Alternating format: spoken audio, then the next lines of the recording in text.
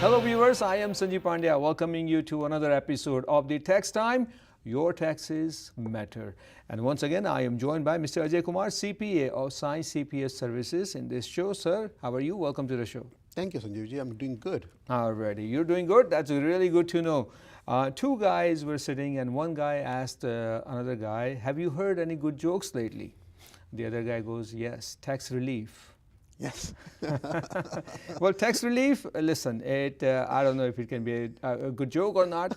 Tax relief is always good, but when there is not so tax relief, it can be not a good news. Yes. What I am trying to say is that when it comes to mortgage, home equity line, and the property rentals, and the interest, and the mortgage, and what's deductible, what's not deductible, when something changed drastically, Yes, for the homeowners or people who took out home equity loans and something changes drastically, what you can deduct, what you cannot deduct. Absolutely. That really makes a big difference in the tax return. It can. And the people who are going to be filing tax return now, between now and April for the 2018, they're going to see that, a lot of changes. A lot of people are seeing huge differences. We have been working on some 1040 returns, Yes. personal tax returns, and people are pleasantly surprised and are taken aback. It's all tax relief is more about tax planning. Correct. You want the relief? Plan early. Exactly. That's a nice way to say that tax relief is what about tax planning. In this episode, Ajay ji, let's talk about mortgage, home Absolutely. equity line, and property rentals.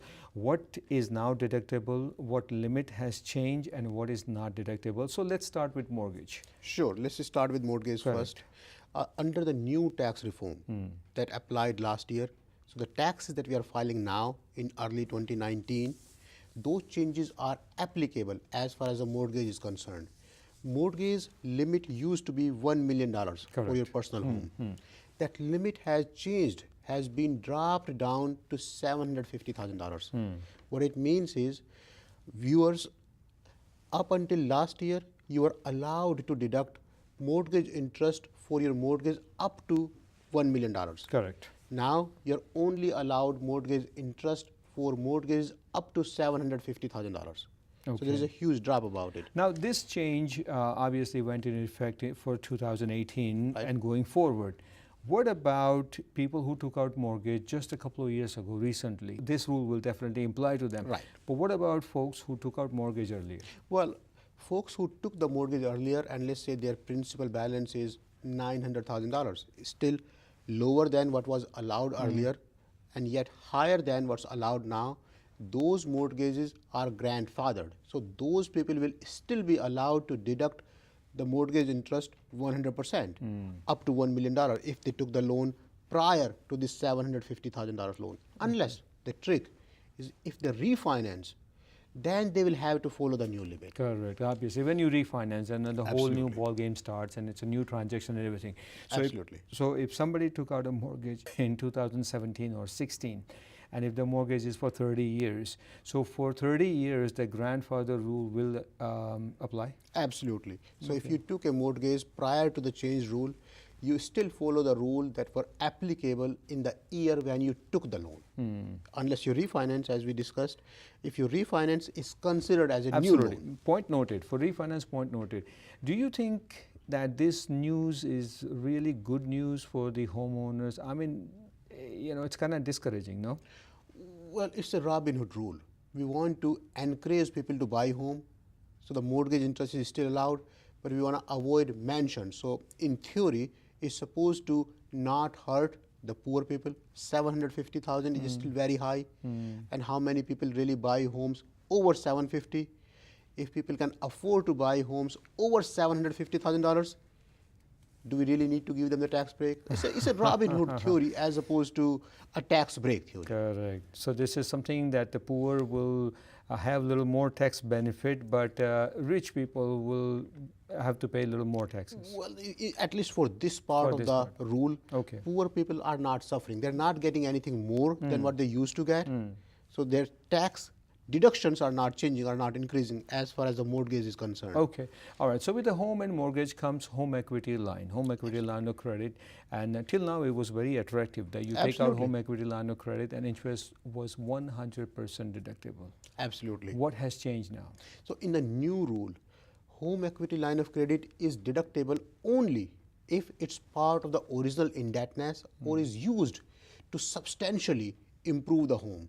What used to happen, home equity line of credit was very popular. People will take up to $100,000 of home equity line of credit, and they will use that money to fund their travel, fund their vacation, to pay off the credit card loan. Or even education, kids' education and You everything, decide. and everything, right? Up to $100,000 of home equity line of credit interest was deductible on your tax return. Ji. In this new rule, under the tax reform, the home equity line of credit interest is only deductible if it's part of the original indebtedness. In total, it's still under 750, or you took the home equity line of credit to substantially improve the home.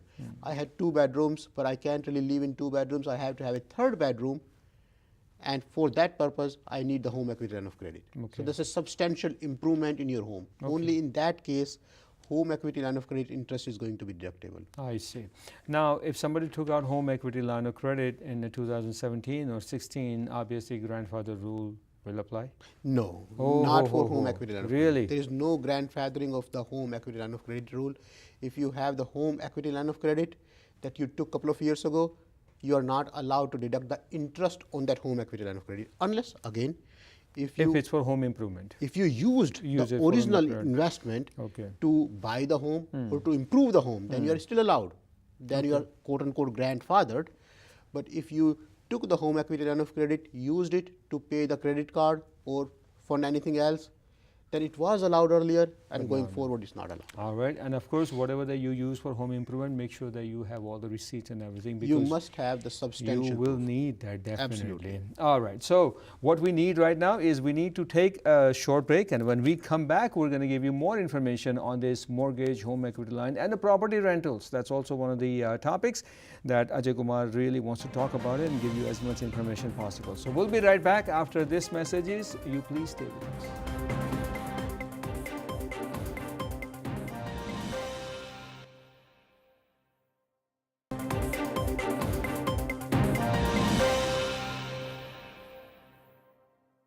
Welcome back to the second segment of the Tax Time. Your taxes matter, and in this episode we are talking about mortgage, home equity line of credit, property rentals, and what's deductible, what's not deductible, what limit has changed, and so not.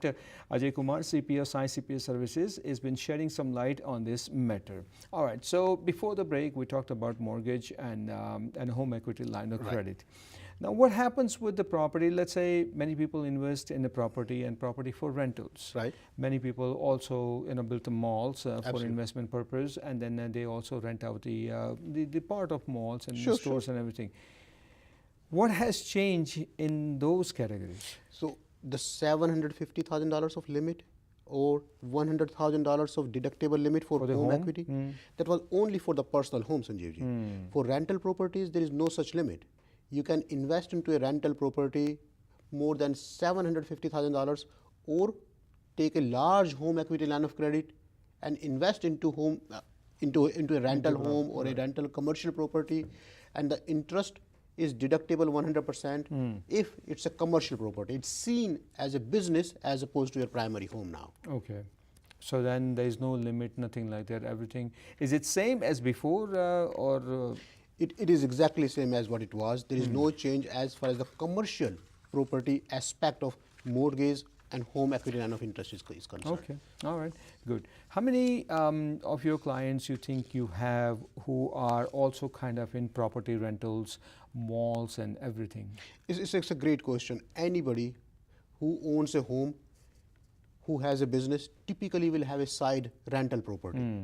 A lot of these people will have some sort of investment. Oh, I used to live in that home, I moved to a new home, and my older home became the rental property. Okay. Or I had some spare cash, I did not know, I did not want to invest in the stock market, so I invested into a small property. Okay. So I can collect the rent. It's very common situation. The reason I asked you that question is that when you invest into the property, when you buy the property, you become so-called landlord. Absolutely. All right. What are the tax breaks for landlord? What are the advantages, and what's even gotten good for landlords now? So landlords, like anything else, are considered as business owners. So this rental property is a business for them. The rent that they collect is their revenue. Any expense that goes against collecting the rent, even if you have to go to collect the rent, your gas expense, your mileage expense is all deductible. In order to find the new tenant, if you had to do some advertising, of course, that's a deductible expense. In order to throw the tenant out, you had to hire an attorney. The professional fees is deductible expense. So it's a separate business, separate entity. Ji. Any interest, any repair, any maintenance, power bill, sewer bill, anything that you had to pay in order to maintain that business, in this case, the rental property, that's all deductible for the landlord. Okay, and insurance? Absolutely. If you have the insurance, the rental insurance, that's also part of your deductible expenses. The gray area is why everybody wants to become the landlord. The gray area here is, I see a repair receipt for $50. It's very difficult for me to go find out if this $50 was actually spent at your primary home or if it was spent at your rental home. So I see a Home Depot receipt, oh, the bathroom wasn't really flushing. Okay, so I had to call the plumber. Plumber came over, they gave the receipt. I see the money going out. I see a substantial proof, a receipt, an invoice, and I'll have to allow it. So it sort of creates a situation when there is some room, some gray area when you have the rental property. But as far as the expense deduction is concerned, it's like any other business. Anything that you need to spend to maintain that stream of income is all deductible expense. That's interesting. All right. So now this landlord specifically, we talked about commercial property, Right. malls and everything. Absolutely. What about apartments? People, they spend money on apartments and then they buy, let's say, 2-family home or 6-family apartment buildings, and they rent out all the apartments and everything. Same thing is for them also, or anything different than this kind of landlords? It's very similar. The commercial properties are considered as triple net lease. There are slightly different rules.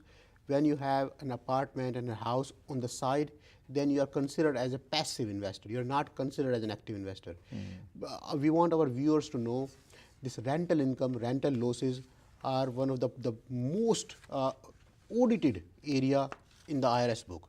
And the problem is the way the IRS looks at it. If you have a job or if you have a small business and you are spending some time on the side for a rental property management, that's not your active business. So you cannot really deduct the losses. So what happens in a typical case, when you add the depreciation, amortization, you typically end up showing losses on your rental property. It's very easy to have losses on the rental property because the depreciation is quite high for the property. But those rental losses are not allowed to offset your active income unless you are a rental professional, unless you are a realtor.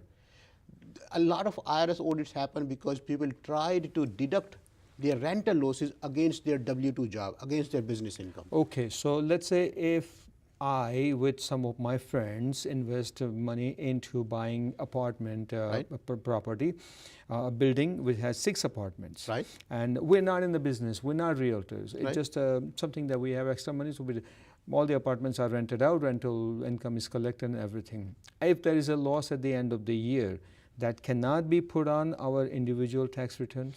You carry the loss. So if you have 6 apartments and you have a couple of buildings like that, you have income in one, losses in another one. You can take the losses from a similar passive activity, offset the income for another passive activity. But if you have a W-2 job and if you have an active business, you cannot really reduce your taxable income for your W-2 job or your active business because you have rental losses. That doesn't mean you lose it. You carry it forward. Correct. But you cannot combine two. IRS wants to have those two separately. This is called the passive activity. Passive activity. Okay. I mean, but if it's a realtor, if it's a full-time realtor, and if this is what you do for a living, then if you have multiple properties and you're spending more than 1,000 hours in that activity, then you are considered as an active investor. Okay, interesting. Good to know. All right, with that note, one more break and we'll be right back after this message.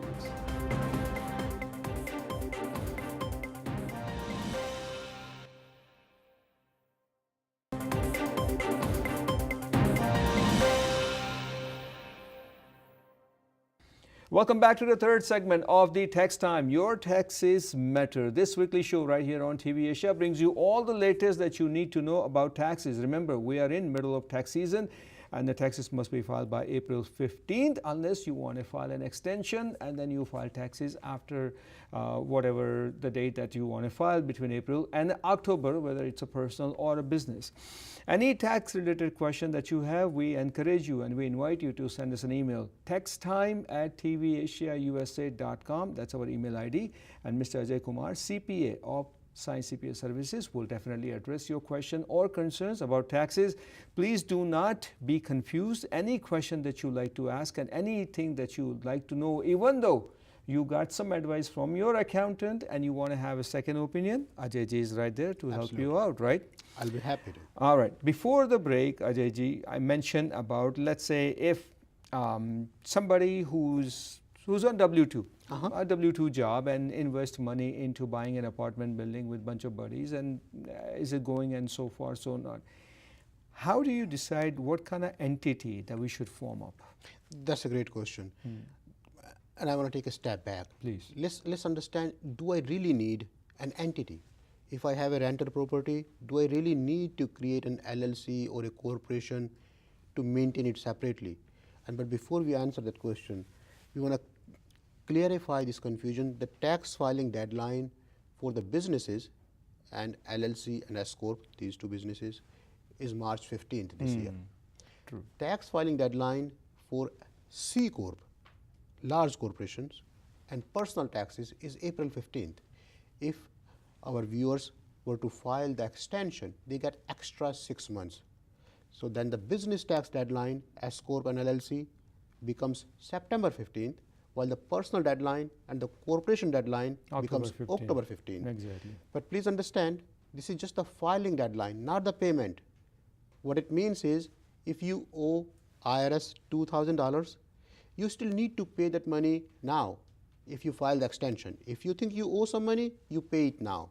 When you file the extension, it's extension to file the taxes, not to make the payment. Otherwise, IRS will charge you late payment penalty and the interest on the payment that you are making in October. Now coming back to this LLC versus S Corp question, a rental property doesn't have to have a separate LLC or S Corp. We try to create a separate entity so the investor, our viewers, can maintain their transactions separately, and more so to limit their liability exposure. If you have an LLC, it's considered as a separate business. You can keep a separate bank account. You can have the rental income coming into that bank account, and all the expenses, your advertising, your professional fees, your travel, your utility bill, your insurance bill, all the expenses, including repair and maintenance, can be paid through that account. So it makes it easier for them.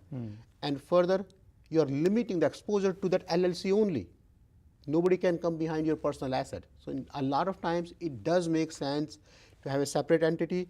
Typically in these kind of situation, we advise an LLC kind of structure, either a one-member LLC if one spouse owns it, or a two-members LLC if husband and wife both owns the property. Okay. Interesting. All right. Earlier we talked about a mortgage and home equity line of credit and everything. In reference to that, one important factor that we should discuss now, and I'm sure our viewers want to know, is property taxes deduction. It's a big topic. Exactly. It's a very, very big topic, and what was good before is not so good now. Absolutely. So let's just talk about property taxes. What has changed this year? So in the new bill under the tax reform, individuals on their personal taxes are allowed a maximum of $10,000 deduction on sold state and local taxes. It's called SALT. And what it includes is state income tax. If you are working in New Jersey or living in New Jersey, you're working in New York, you are paying some state income tax. You have some local tax, your water sewer tax, your sales tax, everything included. including property tax, is up to $10,000 only. So in a lot of cases, people are not allowed any property tax deduction on their personal tax return because their state and other local taxes are already adding up to $10,000. So they're not going to get that benefit anymore like they used to. A lot of people are surprised, are taken aback when they look at their tax return that last year they were allowed $30,000 of deduction, and this year the deduction went down to $10,000, pushing their taxable income 20,000 more. That's unbelievable. That is a change. And I think in some states, of course, taxes are very, very high. Right. Especially if you take New Jersey, for example, right? Because we're based in New Jersey. New Jersey is one of the highest rated Absolutely, states when it comes to property taxes. 10,000, it's a normal. It's comparatively speaking, even though 10,000 is 10,000, it's a high number, but for the state of New Jersey, New York, Connecticut, California, for these states, 10,000 is not high. 10,000 is very, very common, especially when you add the state income tax, the local taxes. Yes. In this 10,000, it's not about property tax only. Property tax plus state tax plus your local tax, all inclusive is $10,000 limit. Okay, so if somebody who lives in New Jersey, and let's say has property taxes $15,000, Right. for example, only 10,000 is deductible. Well, if somebody lives in New Jersey, they are working somewhere. I'm coming to that point later on. Somebody lives in New Jersey, works in New Jersey, 15,000 property taxes, 10,000 is deductible. Person works in New York, then obviously state and local taxes come in effect, right? Well, no, if somebody is living in New Jersey, Right. they are working somewhere, either in New Jersey or in New York. Whichever state they are working in, they are paying some state taxes. If they work in New Jersey, they pay to the state of New Jersey. If they work in New York, they pay to the state of New York. So they have some state income taxes, whichever state they are working in. That state income tax plus their local tax plus the property tax, all inclusive, the limit is $10,000. So I think what I'm trying to say is that folks living in New Jersey and working in New York, they're going to be really hitting hard on this matter because New York local taxes come in effect, which is, let's say, higher than New Jersey's local or state taxes, right? Right. Then they're going to take extra hit. Well, everybody is going to take a hit, some more, some less, depending on where you are working, where you are living, and how much property taxes, local taxes you are paying. The key here is, the confusion here is, this 10,000 limit is only on your personal side, personal taxes. For rental properties, if you have a business, if you have a rental property, even if you have not incorporated a separate LLC, if you have not incorporated, formally started a business, on the rental side of it, the property taxes are 100% deductible. Okay, I mean, rental side is completely okay. That's quite easy to understand. But this, especially personal side and property taxes, along with state and local taxes, it's quite disturbing, I guess, because you can't take it's a huge change. Right.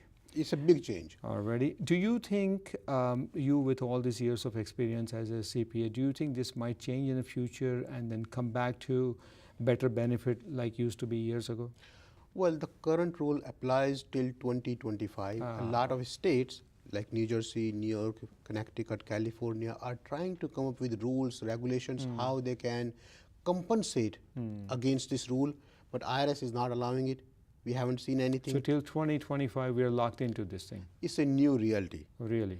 It's going to discourage people. If you couple this 10,000 rule with the mortgage deduction of $750,000, which used to be $1 million, a lot of high net worth houses are going down in value because there are not enough buyers. People are not thinking about investing few $100,000 with high property taxes, knowing they have to pay a lot of interest, which is not deductible. They have to pay a lot of property taxes, which is not deductible. Absolutely. And that means that you really need to do really good tax planning to figure out that how much is your liability and what can you deduct and what can you not deduct anymore. With that note, we come to an end of this episode. Ajay, thank you so much once again for your time, for your services, for your guidance. Okay, Ajay, before we sign off, can you tell us what are we going to be talking about next week? In the next episode, it's going to be very interesting. If you have missed any episode, this is the episode you want to watch. In the next episode, we want to talk about most overlooked tax deduction. We do these taxes every day. We have been doing it for 20 years. We want you to know when we do these taxes, when we review their prior taxes, what we see that people are missing out. So in the next episode, we want to highlight few things that people typically miss out. Okay, interesting. That's going to be very, very interesting subject also that we're going to discuss in our next week's episode. I'm Sanjeev Pandya, wishing you all happy and tax-free week ahead. Thank you for watching the show. See you.